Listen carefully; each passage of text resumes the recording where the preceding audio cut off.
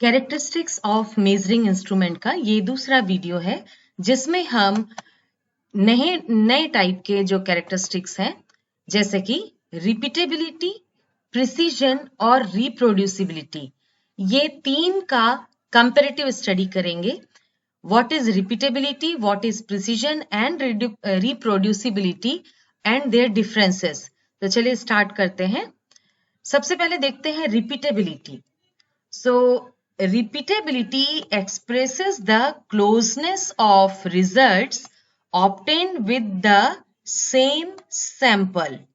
इसको मैं आपको बता दूं कि अगर हम कोई मेजरिंग इंस्ट्रूमेंट के जरिए किसी एक फिजिकल क्वांटिटी का मेजरमेंट कर रहे हैं और जिस फिजिकल क्वांटिटी को जिस सैंपल से मेजर कर रहे हैं वो सैंपल हम अगर 10 बार भी उसका रीडिंग मेजर करें तो उसी सैंपल से हम रीडिंग कर रहे हैं या हम उसके सब सैंपल से रीडिंग कर रहे हैं using the same measurement procedure and the measurement is taken by same operator and same measuring system, same operating conditions, same location over a short period of time. यहां पर देखिए कितने सारे कंस्ट्रेंट्स हैं। इसको मैं रिपीट कर दूं कि अगर हम कोई मेजरमेंट कर रहे हैं और मेजरमेंट जिस फिजिकल क्वांटिटी का कर रहे हैं वो एक ही सैंपल है और सेम मेजरमेंट प्रोसीजर का हम इस्तेमाल कर रहे हैं, एक ही ऑपरेटर सभी रीडिंग्स को बार बार रीड कर रहा है, मेजरमेंट का जो सिस्टम इंस्ट्रूमेंट है वो भी एक ही है, मेजरमेंट के जो ऑपरेटिंग कंडीशंस हैं वो भी सेम है और जिस लोकेशन पर मेजरमेंट किया जा रहा है वो भी सेम है और ये मेजरमेंट जो लिए जा रहे हैं वो एक शॉर्ट पीरियड ऑफ टाइम के लिए मेजरमेंट के रीडिंग्स लिए जा रहे हैं। तो ये 7 कंस्ट्रेंट्स को लेते ध्यान में रखते हुए अगर हम किसी फिजिकल क्वांटिटी का रीडिंग हम कई बार रिपीट करते हैं और अगर मेजरिंग इंस्ट्रूमेंट इन सभी कंस्ट्रेंट के साथ सेम रीडिंग को बार बार रिपीट करता है तो उसकी ये प्रॉपर्टी कहलाती है रिपीटेबिलिटी। ठीक है। जबकि अगर हम प्रिसीजन की बात करें तो प्रिसीजन जो है it characterize the closeness of agreement between the measured values. यहां मैं बता दूं कि ये जो मेजर्ड वैल्यूज है उनके बीच का क्लोजनेस को बताता है by the replicate measurements on the same और similar objects under specified conditions. यहां पर जो मेजरमेंट के जो कंडीशंस हैं वो कंडीशंस जो हैं जैसा कि रिपीटेबिलिटी में कहा, रिपीटेबिलिटी में जो कंस्ट्रेंट्स है वो सारे कंस्ट्रेंट प्रिसीजन पर भी लागू होते हैं, बट फर्क ये है कि प्रिसीजन के लिए मेजरिंग इंस्ट्रूमेंट को जो ऑपरेट कर रहा है, जो रीडिंग नोट कर रहा है, वो नंबर ऑफ पर्संस वेरी कर सकते हैं। जैसे अगर 7 स्टूडेंट्स मिलकर एक ही एक्सपेरिमेंट कर रहे हैं तो सेम मेजरिंग कंडीशंस है, सेम लोकेशन है, सेम मेजरिंग इंस्ट्रूमेंट है, लेकिन जो नंबर ऑफ कैंडिडेट्स है जो रीडिंग ले रहे हैं वो नंबर ऑफ कैंडिडेट्स क्या हो रहे हैं, चेंज हो रहे हैं।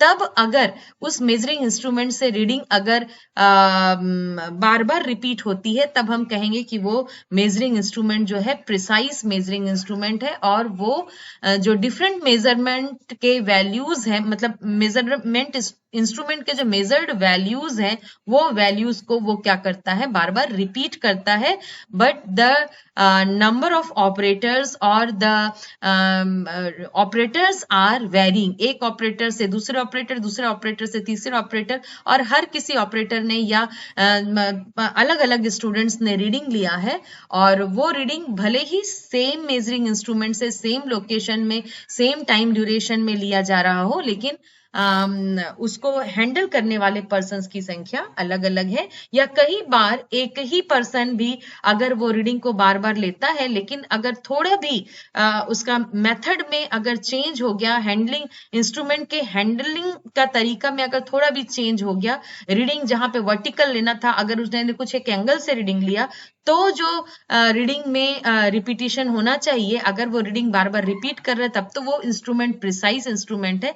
लेकिन अगर उस इंस्ट्रूमेंट के रीडिंग में अगर वेरिएशन होता है तब हम उस वेरिएशन को कहते हैं कि वो रैंडम एरर है। चलिए अब बढ़ते हैं रिप्रोड्यूसिबिलिटी की तरफ। तो रिप्रोड्यूसिबिलिटी में ये जो कंस्ट्रेंट्स रिपीटेबिलिटी के थे, ये सारे कंस्ट्रेंट चेंज हो जाते हैं। यहां पर देखिए, it expresses the precision between the measurement results obtained at different laboratories or different locations. You can say कि अगर लोकेशन चेंज हो गया तो द पर्सन और द ऑपरेटर और द स्टूडेंट में ऑल्सो चेंज, है ना, वेदर कंडीशन भी चेंज हो जाएगा, ऑपरेटिंग कंडीशन चेंज हो जाएगा, और मेजरमेंट का प्रोसीजर भले ही सेम हो, लेकिन जो ऑपरेटर, जो एक नया ऑपरेटर जब उसे हैंडल करेगा तो वो एक नए तरीके से, या उसका हैंडलिंग मेथड्स भी थोड़ा सा चेंज हो सकता है। तो we can say that meaning हमें देखने में, समझने में एक जैसा लगे कि वो इंस्ट्रूमेंट किसी रीडिंग को बार बार रिपीट कर रहा है, और ये क्लोजनेस ऑफ एग्रीमेंट है, और रिप्रोड्यूस कर रहा है एक ही रीडिंग को, लेकिन जो कंस्ट्रेंट्स है वो डिफर करते हैं। रिपीटेबिलिटी में ये कंस्ट्रेंट्स, हर कंस्ट्रेंट जो है सेम होना जबकि चाहिए, जबकि रिप्रोड्यूसिबिलिटी में फिजिकल क्वांटिटी वही है, उसी फिजिकल क्वांटिटी को दूसरा पर्सन मेजर कर रहा है, दूसरे लोकेशन पर मेजर कर रहा है, और उसका हैंडलिंग करने का मेथड अलग है, वो उसका स्किल का तरीका, स्किल्ड पर्सन होते हुए भी उसका जो मेथड है वो चेंज है ना, और जो प्रोसीजर है हो सकता है वो एक दूसरा प्रोसीजर फॉलो कर रहा हो, भले ही वो सेम इंस्ट्रूमेंट से रीडिंग ले रहा हो, तो वो कहलाता है reproducibility.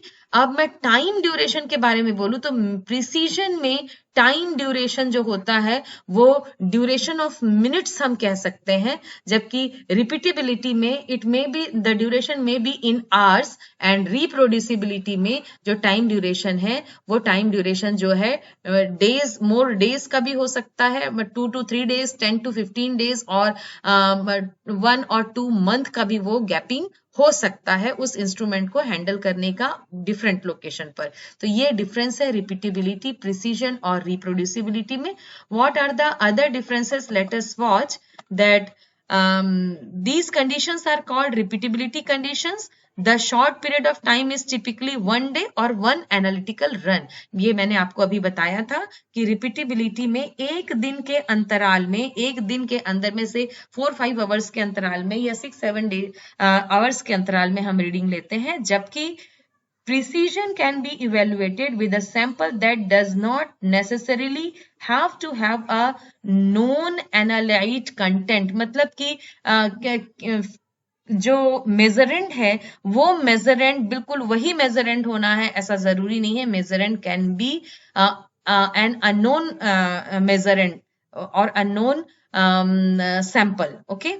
And precision relates to the random error. ये भी जानना है कि प्रिसीजन में अगर डिफरेंसेस आते हैं, प्रिसाइज वैल्यूज में, रीडिंग्स में अगर डिफरेंसेस आते हैं तो वो रैंडम एरर की वजह से आते हैं, जो कि जिसे हम की कहते हैं कि ड्यू टू अनसर्टेनिटी, ठीक है। जबकि reproducibility is not always needed for single lab validation, मतलब एक ही लैब में, एक ही जगह पर, एक ही शॉप में या एक ही कंपनी में ऐसा ये कोई फिक्स नहीं है। रिप्रोड्यूसिबिलिटी में द लोकेशन में बी चेंज्ड, और ये जो लोकेशन है ये वाइड रोल अदा करता है।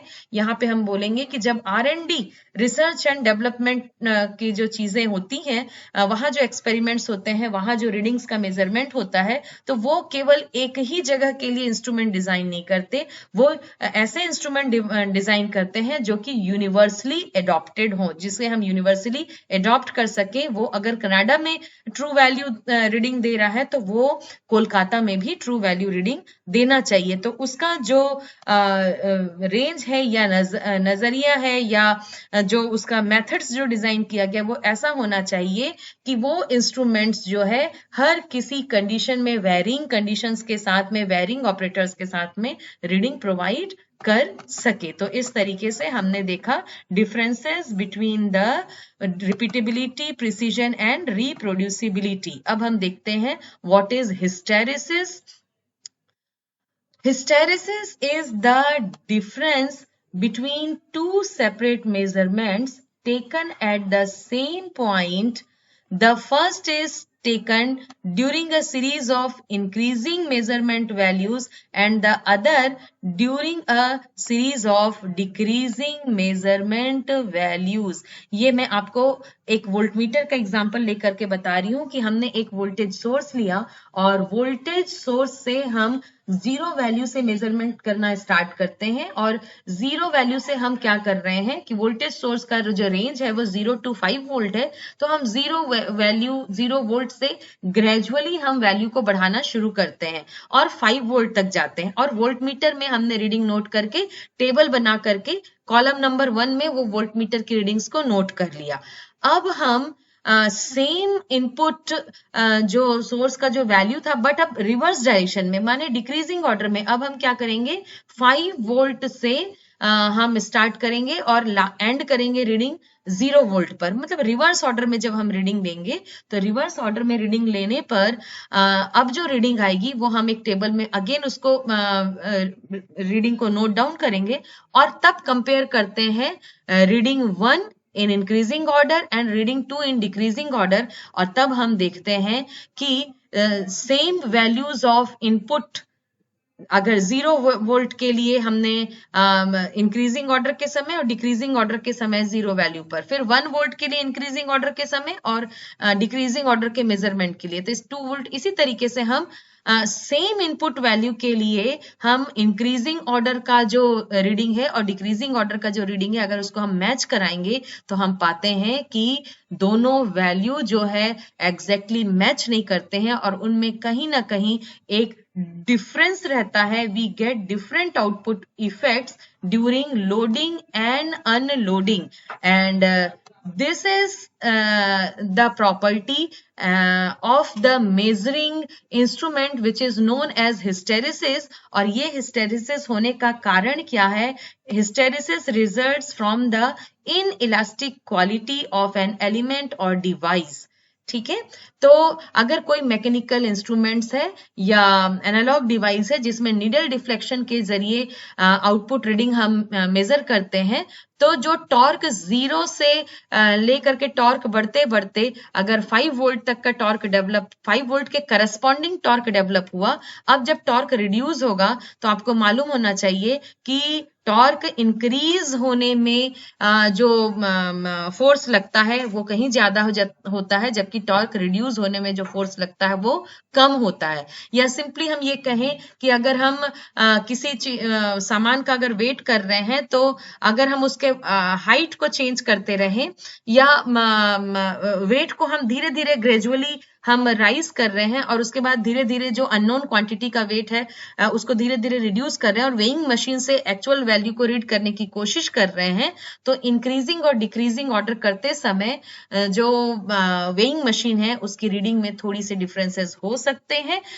इलेक्ट्रॉनिक सर्किटरी में तो ये डिफरेंसेस कम होते हैं, बट मैकेनिकल जो मेजरिंग इंस्ट्रूमेंट्स होती हैं उसमें ये डिफरेंसेस ज्यादा होते हैं और इसको मैं आपको एक ग्राफ के जरिए से बताती हूँ। इस डायग्राम में देखिए, this is known as hysteresis graph. यहाँ देखिए, यहाँ मैं शुरुआत कर रही हूँ कि ये 0 वैल्यू से स्टार्ट किया और 0 वैल्यू से जब स्टार्ट किया तो हमें कोई आउटपुट नहीं मिला इस वैल्यू तक। इसको मैं एक एरो मार्क से दिखा रही हूं आपको। हमने 0 वैल्यू, हम इनपुट वैल्यू ले रहे हैं, मेजरेंड वेरिएबल ले रहे हैं एक्स एक्सिस पर, मेजर्ड वेरिएबल ले रहे हैं एक्स एक्सिस पर, और आउटपुट में जो रीडिंग मिल रही है वो रीडिंग को हम ले रहे हैं वाई एक्सिस पर। तो जो एक्स एक्सिस में वैल्यू है वो ट्रू वैल्यू है और जो आउटपुट रीडिंग है वो जो रीडिंग हमें शो कर रहा है, डिफ्लेक्शन शो कर रहा है, वो रीडिंग है। ठीक है, तो हम क्या कर रहे हैं कि 0 वैल्यू से हम इनपुट में चेंज करते जा रहे हैं एक सर्टेन वैल्यू तक, लेकिन हम क्या देख रहे हैं कि हमें वाई एक्सिस में आउटपुट रीडिंग में कोई डिफरेंस नहीं मिल रहा है।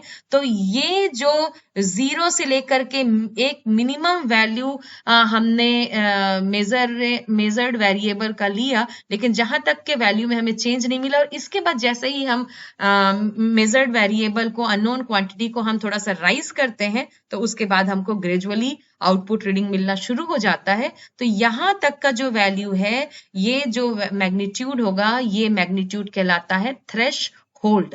ठीक है, ये थ्रेशहोल्ड मैग्नीट्यूड कराता है। ये रेड मार्क जो मैंने आपको शो किया है, तो रेड मार्क में अगर ये 0 वैल्यू है, अगर मैं टेक्स्ट लिख कर दिखाती हूँ आपको कि यहाँ पर अगर ये वैल्यू 0 है और उसके बाद में अगर यहाँ पर मुझे 5 यूनिट मिल रहा है, तो ये जो 5 यूनिट है, this is the threshold value.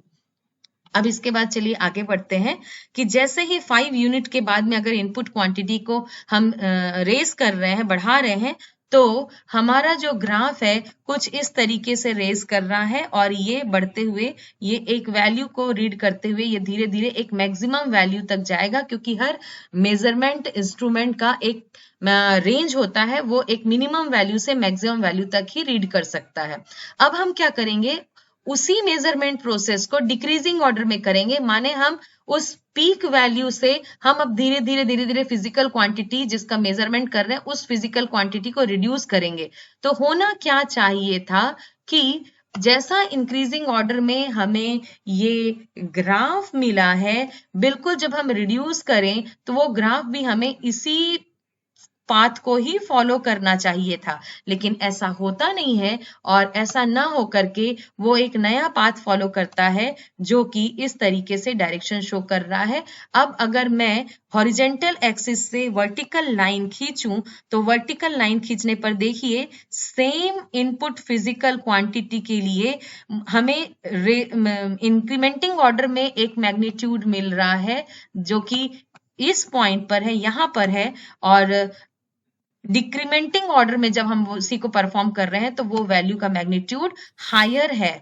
तो ये हमें बता रहा है कि इस तरीके से कि जब हम इंक्रीमेंट कर रहे थे तो वैल्यू कुछ कम रीडिंग शो कर रहा था, जबकि हम उसी फिजिकल क्वांटिटी को मेजर कर रहे हैं, लेकिन डिक्रीमेंटिंग ऑर्डर में है, तो वो जो आउटपुट रीडिंग है वो पहले से कहीं ज्यादा, जबकि फिजिकल क्वांटिटी का अमाउंट ट्रू वैल्यू एक ही है। तो ये दो डिफरेंस हमें जो आता है, और इसको कहते हैं, ये जो डिफरेंस है रीडिंग का, reading number 2 minus reading number 1, this is known as hysteresis error. Hysteresis error, reading number 2 minus reading number 1। अगर दो अपोजिट डायरेक्शन में हम रीडिंग लेते हैं और वो जो रीडिंग का जो फर्क है वो इस तरीके से कैलकुलेट किया जाता है और वो डिफरेंस कहलाता है हिस्टेरिसिस एरर। और इस तरीके से अगर हम ये ग्रेजुअली करते जाए तो देखते हैं कि हम आउटपुट, हमें यहाँ पर एक आउटपुट मिल रहा है, या मैं आपको दिखा दूं, यहाँ देखिए इस पॉइंट पर, यहाँ पर मैं पॉइंट 1 बना रही हूँ, यहाँ पर पॉइंट 2 बना रही हूँ। हम डिक्रीज करते करते हम अपना जो ऑर्डर है मेजरमेंट का, वो हम जो ऑर्डर को डिक्रीज करते करते इस डायरेक्शन में जब हम पहुंचते हैं पॉइंट नंबर 1 पर, उसमें फिजिकल क्वांटिटी तो 0 हो चुका है। हम फिजिकल क्वांटिटी को रिड्यूस करते करते 0 पॉइंट पर ला चुके हैं, लेकिन आउटपुट में रीडिंग हमें कुछ आउटपुट रीडिंग मिल रहा है, and this reading is known as maximum output hysteresis. Maximum output hysteresis मतलब इतना वेरिएशन हिस्टेरिसिस की वजह से मिलता है जब हम रिवर्स ऑर्डर में परफॉर्म करते हैं तो। और हमें इस वैल्यू को, क्योंकि अगर हम इसी वैल्यू से अगर हम एक दूसरे फिजिकल क्वांटिटी दूसरा सैंपल लेकर के उसी फिजिकल क्वांटिटी को मेजर करेंगे, तो चूंकि ये फिर यहां से राइज करना शुरू कर देगा, इस 1 पॉइंट से राइज करना शुरू करेगा, तो वैल्यू गलत शो करेगा। तो इसलिए हमें क्या करना पड़ता है, हमें उसी प्रोसेस को नेगेटिव डायरेक्शन में, अपोजिट डायरेक्शन में, मतलब फिजिकल क्वांटिटी का जो वेरिएशन है अब हमें अपोजिट डायरेक्शन में करना पड़ता है, ताकि मीटर का रीडिंग 0 हो जाए। और यहाँ जो मैं पॉइंट इंडिकेट कर रही हूँ, ये थर्ड पोजीशन में जा करके आप देख रहे हैं कि हम अपोजिट डायरेक्शन में कुछ फिजिकल क्वांटिटी को हम अपोजिट डायरेक्शन में ले जाते हैं, तब जाकर के रीडिंग जो है, आउटपुट का रीडिंग 0 होता है।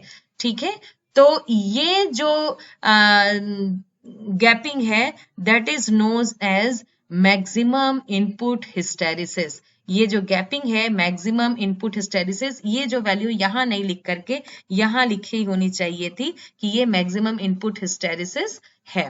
ठीक है, तो इसी तरीके से अगर हम नेगेटिव डायरेक्शन में अब मेजरमेंट का डायरेक्शन चेंज कर दे, हम पहले घटाना शुरू करें फिर बढ़ाना शुरू करें, तो एक ये कंप्लीट कर्व मिलता है जिसे हम कहते हैं हिस्टेरिसिस।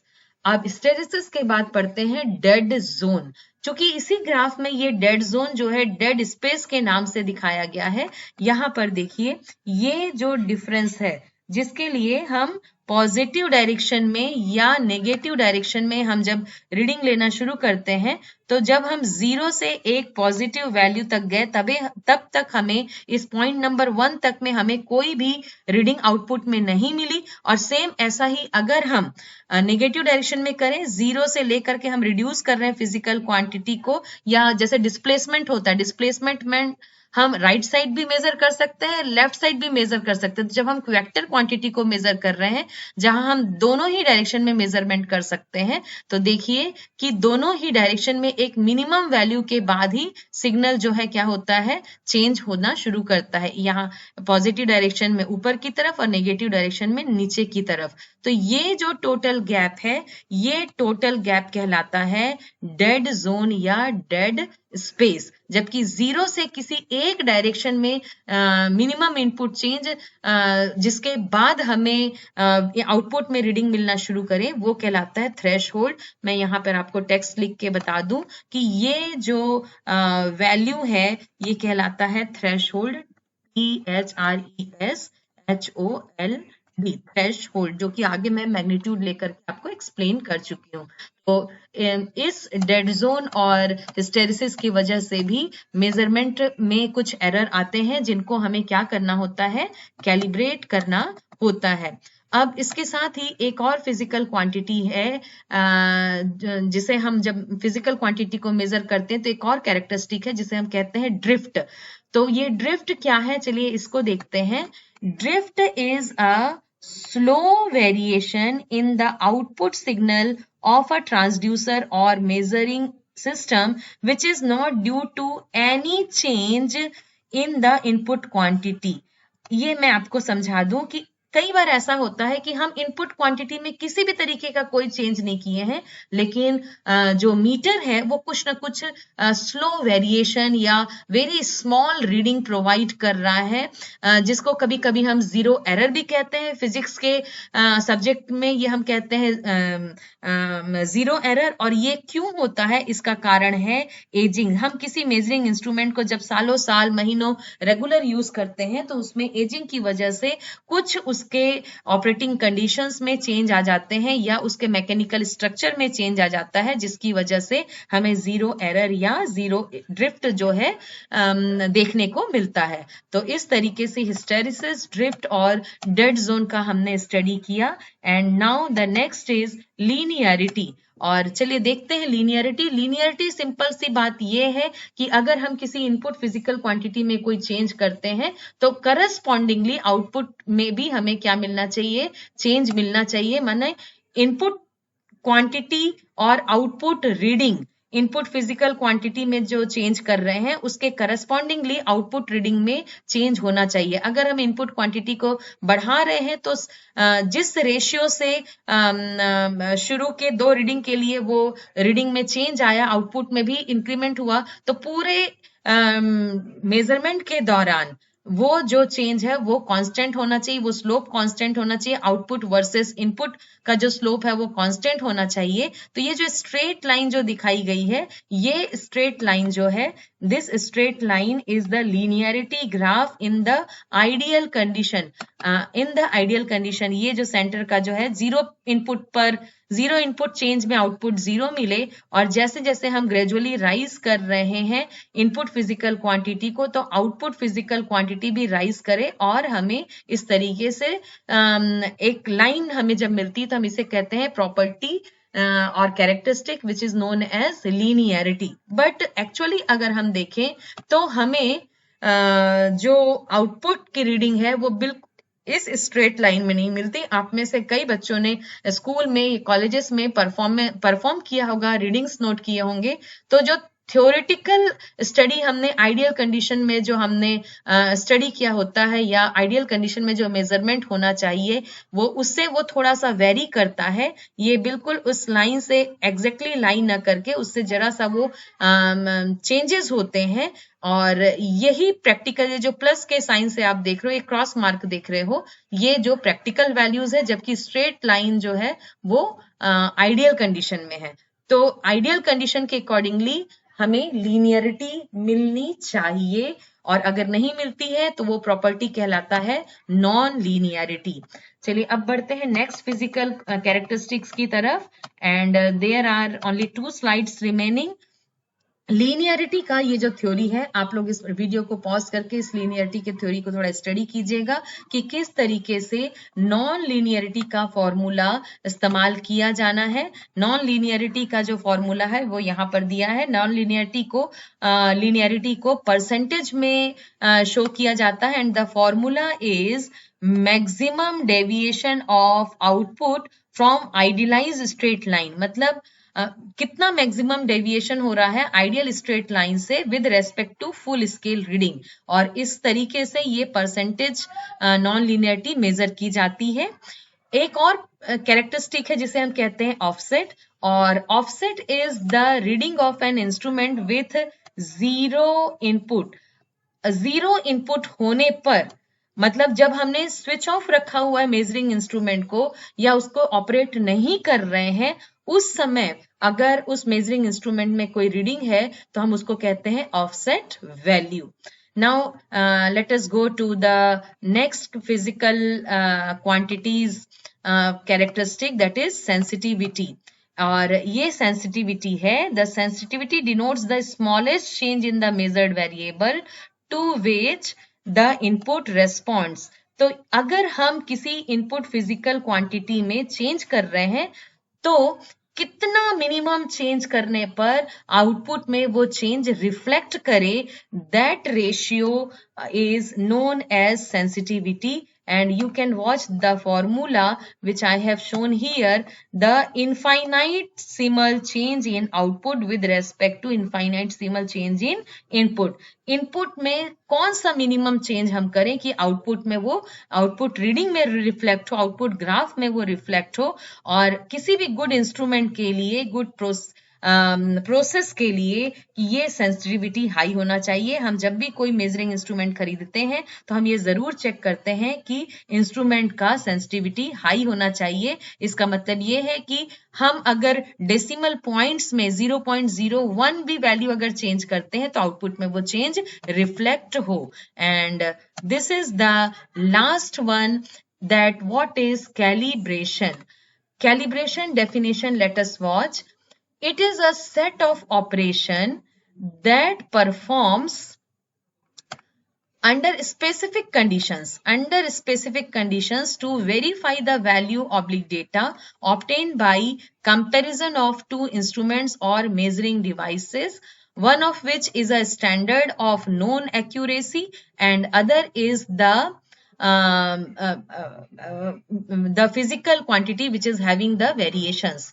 ठीक है, तो यहाँ पर ये कैलिब्रेशन क्या कहना चाह रहा है कि जब हम किसी मेजरिंग इंस्ट्रूमेंट को, जो मेजरमेंट का जो डिवाइस है उसको ऑपरेट करना चाहते हैं, उसका इस्तेमाल करना चाहते हैं, तो हम चेक करते हैं कि वो प्रॉपरली कैलिब्रेट है कि नहीं।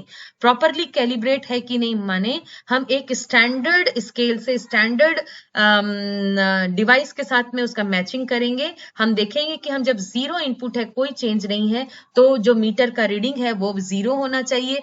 मैक्सिमम चेंज किया है तो वो मैक्सिमम रीडिंग प्रोवाइड करना चाहिए। और अगर हम उसमें किसी भी प्रकार का कोई माइनर चेंज करते हैं तो वो उसके सिस्टम की सेंसिटिविटी इतनी अच्छी होनी चाहिए। हम स्क्रू के जरिए मैकेनिकल इंस्ट्रूमेंट के सेंसिटिविटी को क्या कर सकते हैं, रेज या कम कर सकते हैं, उसको एडजस्ट कर सकते हैं। तो कैलिब्रेशन जो है वो एक्चुअल में यूज किया जाता है टू डिटेक्ट, कोरिलेट, रिपोर्ट और eliminate any of the discrepancy. तो ये चीज हमें ध्यान रखना है कि किसी भी मेजरिंग इंस्ट्रूमेंट से हम फिजिकल क्वांटिटी को डिटेक्ट कर सके, दो फिजिकल क्वांटिटीज को इंटर रिलेट कर सके, हम उस फिजिकल क्वांटिटी के वैल्यूज को रिपोर्ट कर सके, रिकॉर्ड कर सके, और अगर कोई डिस्क्रिपेंसी है, कोई उसमें खराबी है, अगर गलत रीडिंग आ रही है तो उसको कैलिब्रेशन प्रोसेस के जरिए ही एलिमिनेट कर सके। ठीक है, तो यहां पर देखिए calibration is one type of comparison of the a known physical quantity with the known physical quantity or comparison of the new designed machine with the standard designed and well performing machines.